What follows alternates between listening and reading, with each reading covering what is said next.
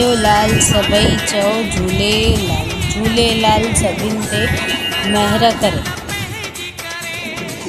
सवाल 16 भगवान श्री झूलेलाल मिर्ख शाह खे केतिरे वक़्त ताईं ज्ञान जो उपदेश ॾिनो?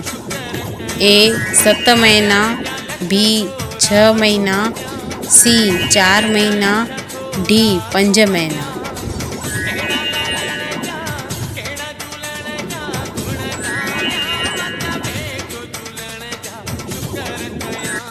15 सवाल जो जवाब आहे सी यूसुफ आहियो। 17 सवाल ॾिसण लाइ सिंधी समाज एकता चैनल खे लाइक, शेयर ऐं सब्सक्राइब कजो।